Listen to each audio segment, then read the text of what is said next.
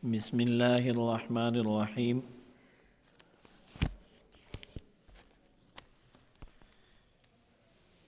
فصل في إثبات الهيولى. كل جسم فهو مركب من جزئين يحل أحدهما في الآخر ويسمى المحل الهيولى والحال الصورة. یو د دې فصل مقصد دی، نو د دې فصل مقصد دا دی چې په دې فصل کې دا خبره ثابتوي چې زما په نسبت باندې راجح مذهب دا دی، راجح مذهب زما په نسبت باندې د مشایینو دی چې هغې وی جسم طبیعي جوړ دی د دوو اجزاونه چې په هغې کې یو جز هیولا دی او بل جز پکې صورت دی. نو په دې فصل کې دی هغه صورت هغه بدیهی دی، پای باندې هر سړی پوهیږي چې په جسم طبیعي کې صورت دا پکې شته دی، او د هغې بدیهي کېدو دپاره مخکې سبق کې ما تا ته دلیل ویلو،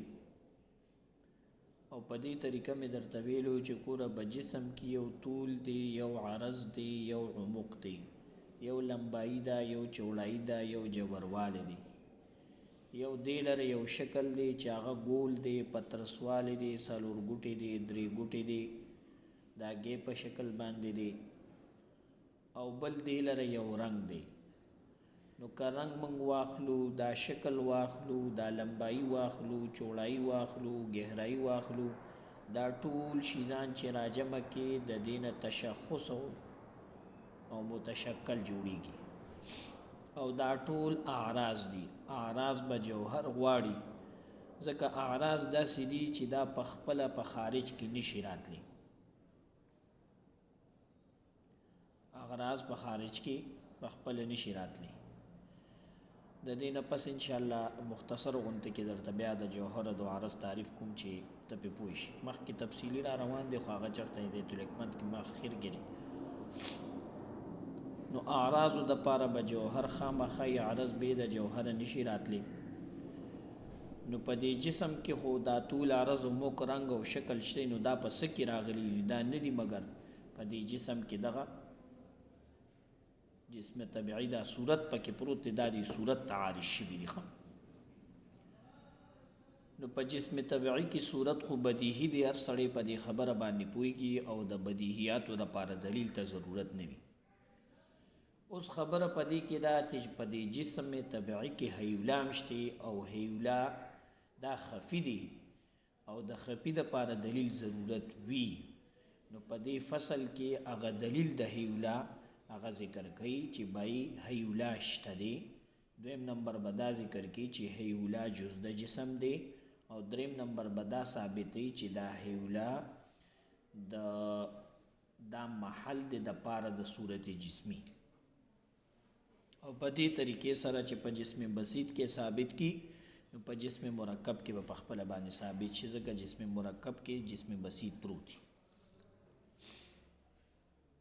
نو یو طرف ته د دې فصل مقصد دا دی، دویم طرف ته په دې فصل سره به رد کوي په هغه دو فرقو باندې چې متکلمین دي چې وی جسم جوړ دی د جز لا یتجزا نه، نو هغې خو مخکې باطل کو،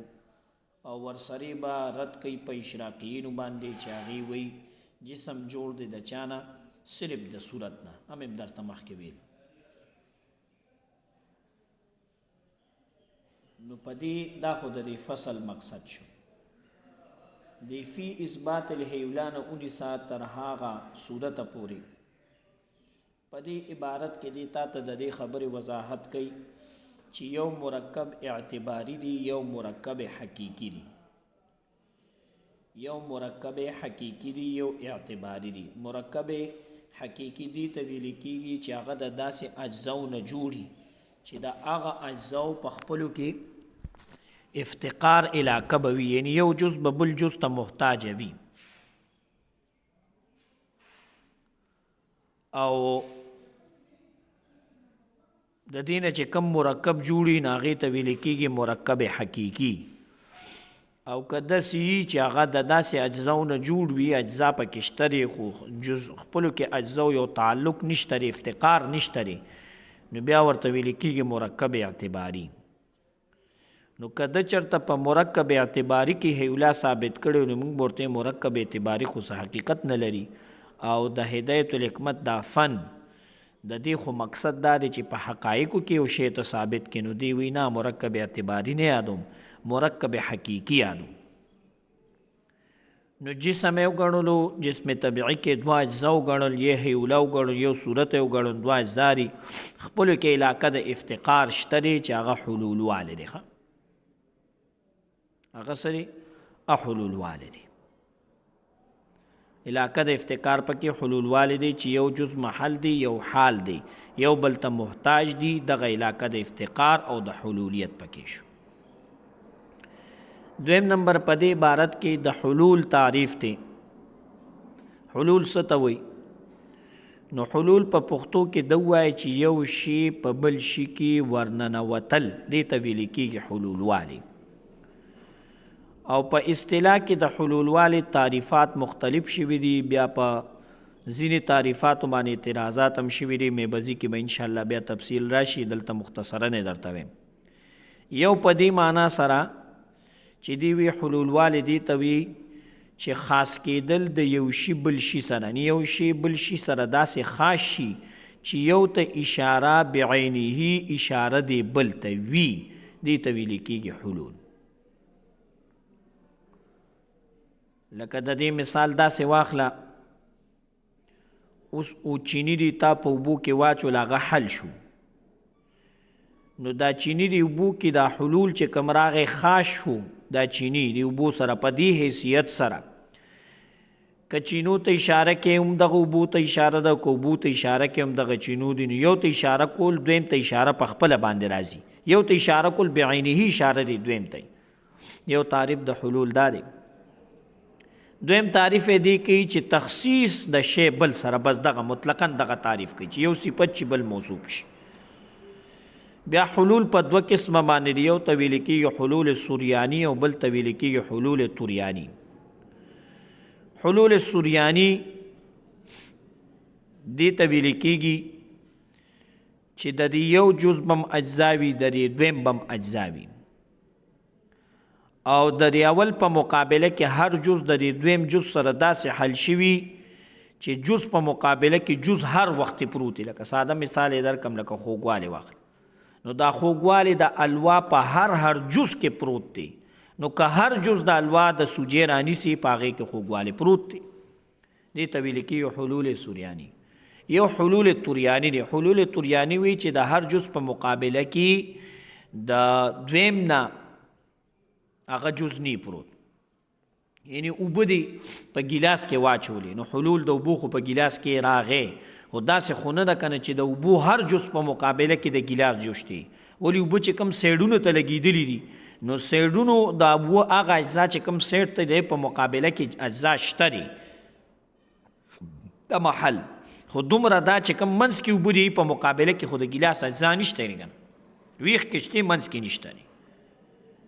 دې ته ویل کېږي حلول توریانی دا مو شو اوس دغه ځای پورې عبارت ته ګورو فصل فی اثبات الهیولا دا فصل دی په بیان د ثابتولو د هیولا کې کل جسم هر هغه جسم فهو مرکب هر هغه جسم چې دی به مرکب وي خو مرکب نه مراد زما مرکب حقیقي دی من جزئین د دوو جزونو نه یحل احدهما چې یو به حلول کړي د دې دوو جزونو نه فی الاخر په بل کې ویسمى المحل او د اولنی ته چې کوم محل دی دې ته ویل کېږي هیولا والحال الصورت او د دویم ته ویل کېږي چې حال دی هغې ته ویل کېږي صورت وبرهانه ان بعض الاجسام په دې عبارت کې تا ته دا خبره ذکر کوي دا هیولا د اثبات طریقه کار تا ته ذکر کوي چې یعنې هیولا په کومې طریقې سره په جسم بسیط کې ثابت دی چې جسم بسیط کې ثابت چې جسم مرکب کې په خپله ثابت شي نو طریقه کار درته ښیي چې هیولا زه په کومې طریقې سره ثابتوم نو د دې نه دې کې لږ خبره کومه چې خبره اسانه شي. ګوره دی وی جسم متصل به موږ واخلو. جسم متصل نه مطلب څه؟ لکه ګوره اوبه واخله، نو د اوبو هر اجزا یو بل سره لګېدلي دي که نه، او یو بل سره داسې میلو شوي دي چې یو جسم ته جوړ شوي دی چې هغې ته ویل کېږي متصل وحداني. لا د دې داسې مثال واخله لکه ګوره وړوکي ګل وي، ورو غټیږي، اجزا ولا راځي، ورو غټیږي، مړه ته جوړه شي، بیا مړه غټیږي یو حد ته ورسي. نو اوس د اجزا خو سره اتصال د ټولو داسې راغی چې یو جسم متصل وحداني ته جوړ شو. جسم متصل وحداني ته جوړ شو. نو دی وی چې موږ به یو جسم راواخلو متصل وحداني، اوبه م راواغشتي، نو اوبو ته که ته وګورې جسم متصل وحداني دی که نه. اوس دغه جسم متصل وحداني ته لږې بل لوښي ته اړی، دو کې تقسیمې، یو ګیلاس کې اوبه دي، دو واړه ګیلاسونه دې راواغشت لکه جګ کې دي، متصل وحداني دي که نه. اوس تا دو ګیلاسونو کې واچولې، نو اوس تقسیم راغی که رانه، اوس دا انفصال راغی. تقسیم انفصال جدا شوی که نه یو بل اوبه بل نه. نو اتصال خو پکې اصلي او چې کوم شی اصلي قابل نه غواړي، یعنی دا نشي ویلی چې دی کې دا اتصال اصلي دی، دا اصلي دا کم وجه نه راغلی، نه اصلي کې به وجه نه وی بس. او چې کم عارضي وي وروستو راغلی وي د هغې دپاره به وجه وی چې دا انفصال قابل غواړي، د څه د وجې نه راغلی دی. نو اوبو کې خو اتصال اصلي و، متصل وحداني وي. اوس چې تا عارضي طور باندې دې کې تقسیم وکړو، نو اوس تا نه دا تپوس کوما چې دا عارضي تقسیم په دې کې راغی، دا به قابل غواړي چې دا انفصال دا جداوالی په څه کې راغلی دی. نو ګوره که ته وې دا اتصال په څه کې راغلی، نو ګوره تا سره یو مخامخ اوبه دي، د اوبو یو صورت جسمي دی، د اوبو یو څه دی؟ صورت جسمي دی. او د دې مخکې ما تا ته وضاحت کړو صورت جسمي دا اوبه په لسو لوښو کې واړو، خو چې دا کم بدلیږي پکې نه، دا موږ سره صورت جسمي دی، جسم طبعي دی. بس دغه ساده تعریف دی، مخکې به انشاءالله بیا راځي، خو دی فلحال دی سبق سره برابروه. نو دغه اوبو کې چې کم انفصال جګ نه موږ دو لوښو ته واړولې، نو فلحال دی جګ ته ګوره، دی جګ کې موږ سره یو صورت جسمي دی، یو جسم تعلیمي دی. ولی د اوبه په لمبایۍ کې او په چوړایۍ کې دي که نه، جګ پلن دومره دی، دومره اوږد دی، دا پکې شته، طول عرض و موږ درې واړه پکې شته. دغې ته ویل کېږي جسم تعلیمي. طول عرض و موږ ته جسم تعلیمي وي، او بالذات دی اوبو ته صورت جسمي وي، جسم طبیعي صورت جسمي او معنی سره. نو دو شیزان شو په دې کې. اوس زه تا نه تپوس دا کوم چې دا عارضي انفصال راغی په څه کې راغی؟ په دې جګ کې خو یو صورت جسمي دی چې اوبه دي، یو جسم تعلیمي دی په دې کې چې طول عرض و موږ دی. نو که ته چېرته وې چې دا قابل، یعنی د انفصال قابل موږ سره صورت جسمي دی، نو زه ویم صورت جسمي کېدلم باطل دی. او که ته وې چې یاره دا قابل په دې کې د انفصال دا تعلیمي دی، نو زه ویم دا تعلیمي کېدلم باطل دی. او د دې بطلان وجه درته مخکې ویم. الکه دې کې یو خبره زده کا،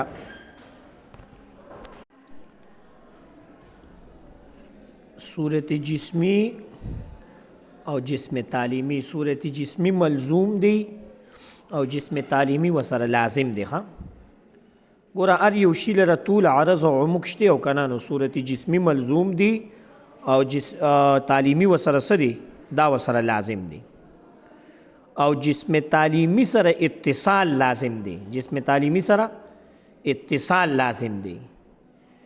نو د دې د وجه نه جزء الجزء جزء چې کم شي د جزء سره لازم دی، هغه به هغه سره هم لازم شي که نه. نو صورت جسمی لره هم اتصال څه شي لازم شي، خو بالطبع بالذات جسم تعلیمی لره اتصال راغو او بالطبع صورت جسمی لره اتصال راغی. اوس راشه موږ دلته خبره کړې وه چې دا انفصال چې په یوبو کې دو ګیلاسو کې تا د جګ نه واچولې، نو انفصال خو په طواري شو عارضي، او انفصال عارضي قابل غواړي. قابل بلا په دې اوبو کې جګ کې جسم تعلیمي دي چې اوبه دي دا طول عرض و موږ دی، او لا صورت جسمی دی. صورت جسمی او جسم تعلیمی دا قابل نشي کېدی. ولی صورت جسمی او جسم تعلیمی قابل ولی نشي کېدی؟ لا خو به ته دا وی چې دا قابل به دا دواړه وی، خو په وخت اتصال به پکې وي او سره د اتصال به ته څه وی؟ انفصال. نو اتصال او انفصال اجتماع راغه او دا دواړه ناروا دي. په آن واحده کې یو شی متصل انفصال منفصل. او که چېرته ته دا وی چې دا اتصال لرې کومه قابل دا دواړه ګڼم، خو د دې نه اتصال لرې کومه انفصال پکې بیا منمه، نو چې اتصال ته تا لرې کو نه خو سره لازم وکنه صورت جسمی او جسم تعلیمی سره، نو د ملزوم د لازم انفکاک څنګه راځي؟ بیا ګوره د دې ځای باندې ځان لږ پوه که ګران دی. ګوره ته وی چې زه قابل ګڼم صورت جسمی او جسم تعلیمی، او صورت جسمی او جسم تعلیمی دوانو سره سو اتصال وسره، نو کته وی چې انفصال ولره منی، خو زه ویم دا انفصال چې وسره ته منی نو اتصال سره منی کنه اتصال ته لري کې او بیا انفصال منی. نو که اتصال سره انفصال منی نو اتصال او انفصال خو سو دوانه یو بل سره متضاد دی او ته را جمع کې دا نه جمع کی. او کنه ته چرته وی چې اتصال ته لري کا او انفصال ولا بیا راولا، نو اتصال خو لازم او ملزوم سره لازم خامخای، نو انفکاک د لازم به د ملزوم نه راشي، نو دا ناروا. نو صورت جسمیم نشو، جسم تعلیمیم قابل نشو. نو یو بل یو شی به په دې جسم کې مونږ وګڼو چې هغه بني مګر هغه بسی هغه به یو آخر شي او هغه هیولا دی چې دا هیولا قابل د انفصال دی. اوس ورته ګوره سبق ده. و برهانه او دلیل د پاره د دې خبرې چې هیولا داشتري ان بعض الاجسام بشک بعض اجسام قابلة للانفکاک چې هغه قابل وي د پاره د انفکاک، مثل الماء لکه مثال د اوبو والنار او د اوبو. نو موږ به داسې یو جسم واخلو، جسم بسیط په واخلو. جسم بسیط ای ته ویل کېږي چې هغه د داسې اجزاو نه جوړ شي چې اجزا په خپلو کې متفقة الطبیعیت وي. اجزا په خپلو کې څه وي؟ متفقة الطبیعیت وي، ته جسم بسیط وي. د دې ځان په داسې پوهې که لکه اوبه په جګ کې راواخله او هغه جګ د اوبه په څلورو ګیلاسو کې تقسیم که، نو دا اجزا شو او هغه جګ کې چې کوم اوبه او کل شو. نو دغه د جګ د اوبه د دې څلورو ګیلاسو اوبو نه جوړ دي، دی ول اجزا دي، او دا هر جز کل سره په تعریف کې متفق دی. ولې دا جګ اوبو تعریف چې کم دی چې جسم سیال رقیق، هغه د دې تعریف هم دی، د دې اجزام دا تعریف دی او د هغې هم دا تعریف دی. نو په حد کې یو شانتي دي، په طبیعت کې یو شانتي دي. ولې هغه اوبه هم باردې دي او دا اوبه چې دا څلورو ګیلاسو کې دي دا هم بارد دي. نو په حد کې یو دي، په طبیعیت کې یو دي، او نو چې دا پکې راشي چې حد هم یو وي او طبیعیت هم یو وي او نوم هم د دواړو وي، هغې ته اوبه وایي جګ کې چې دې ته مي دې ته ویل کېږي متفقة الطبیعیت، جسم بسیط دې ته وایي چې د داسې اجزاو نه جوړ وي. نو دې وي موږ به مثال راواخلو اوبه او اور قابل د انفقاق خو دي که نه، ولې تقسیمیږي نه.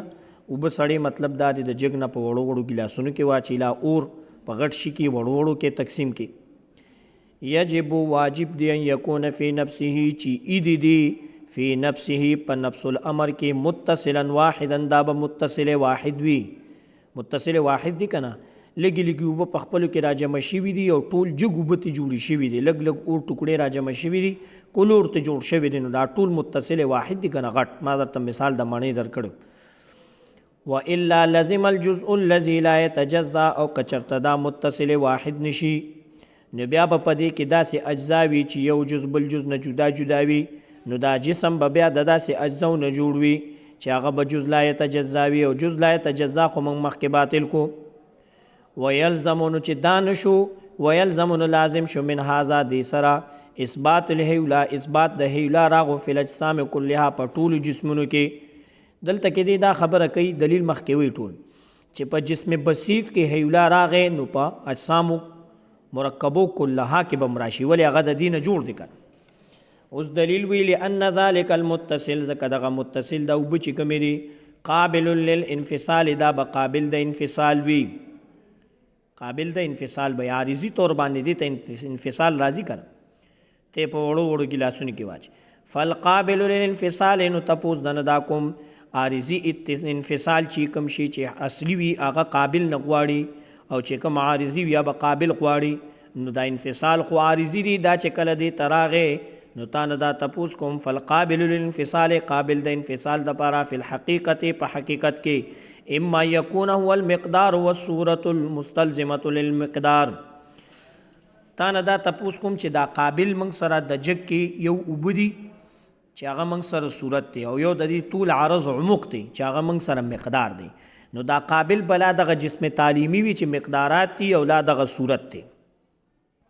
ومانا آخر او لا بدریم گڑی شیوی پا دی دریو کی با یو قابلی چی اغی دا وجن انفصال دا تاری شوی دی لا سبیل الى الاول اول تلار نشتره والثانی دویم تملار نشته که اولو گنو چی دا جسم تعلیم قابل دی دا انفصال لا دویم گنو چی دا صورت جسمی قابل دا انفصال دی وی دا اولی نشکی دی وإلا لازم الاجتماع والاتصال والانفصال لازم بشی اجتماع دا اتصال و دا انفصال دی که تا ما دو وجه ویلی وی که چرته قابل من جسم تعلیمی وګڼو صورت وګڼو نو تا نه دا تپوس کوم الته خو صورت سره جسم تعلیمی دا لازم وکنه او جسم تعلیمی سره اتصال لازم نو صورت سره هم اتصال لازم شو بالطبع او جسم تعلیمی سره اتصال دی دوانو سره اتصال لازم دی نو کته وی چې دغه اتصال سره پکې انفصال غنم نو اتصال او انفصال دوانه راجم شو او کنه ته وی چې د اتصال ته لری کوم انفصال ولا بیا را ولما نو مونږ وی انفکاک د لازم بد ملزوم نه راشيخه والثاني د اول دوه ته شک نشته چې مونږ قابل چې دغه صورت وګڼو لا جسم تعلیمی وګڼو ولی لازم بشي اجتماع او د اتصال او د انفصال والقابل يجب وجوده مع المقبول دا قابل چې جسم تعلیمی دی او صورت دی سره د اتصال د دینا وجوده مع المقبول واجب دی چې لازم وګڼم وجود د دې سره د مقبول نه نو فتعین متعین شو یکون القابل معنا آخر چې دا قابل دی پکې بل یو شي وهو المعنى او المعنى من الهولا او غبا مقصود یعنی معنى بکو پنوم د هولا سره نسبت او هولا په دې کې ثابت شو نور سبق به سبق